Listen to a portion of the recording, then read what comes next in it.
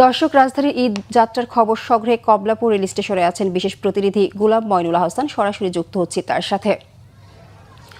আহসান, ঈদ শেষে রাজধানীতে কি মানুষ ফিরতে শুরু করেছেন? কমলাপুর রেল স্টেশনের খবর জানাবেন।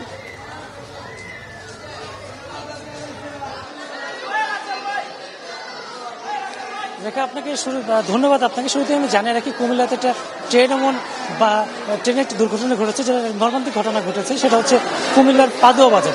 সেখানে এখনো পর্যন্ত ট্রেনের উদ্ধার কাজ চলছে। 12 জন মারা গিয়েছে।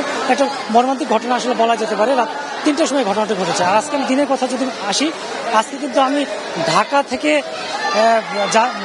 কিন্তু প্রচুর লোক আজকে কিন্তু ঢাকা থেকে রাজধানী ছাড়ছে। যদিও গত 17 মার্চ থেকে 23 মার্চ পর্যন্ত কিন্তু সারা দেশ কিন্তু ছুটিতে আছে 7 দিনের। তো এই সময় তো আসলে নর্মালি ঢাকা ছেড়ে যাওয়ার কথা না, মানে ঢাকার বাইরে সবাই ঈদ করছেন। তবে এই সময় কিন্তু অনেকে আমরা দেখেছি রাজধানীতে বাস এবং লঞ্চ স্টেশনে এবং ট্রেনে, এই সব জায়গাতে কিন্তু আমরা মানুষ ঢাকা ছাড়ার লোকের প্রবণতা বেশ, এবং ঢাকার ভিতর ঢোকার প্রবণতা কিন্তু অনেক কম। আমি ট্রেনেতে যেটা দেখলাম যে আসলে যে সিট, যে নির্দিষ্ট যে সিট, সে সিট ক্যাপাসিটির চেয়ে অনেক বেশি, এবং ক্ষেত্রের লোক কিন্তু দাঁড়ায় যাচ্ছে। এবং ক্ষেত্র বিশেষে কিন্তু ট্রেনের উপরেও আমরা কিন্তু যাত্রীদের দেখি, এবং আমরা যাত্রীকে জানতে চেয়েছি কেন তারা ঢাকা রাজধানী ছাড়ছেন। তো তারা এই কথাটা নিশ্চয়ই বলছেন যে তারা সেই সময় ট্রেনের টিকিট পাননি, বা বাসের টিকিট পেতে সমস্যা হয়েছে, বা রাস্তায় জ্যামের একটা আশঙ্কা ছিল।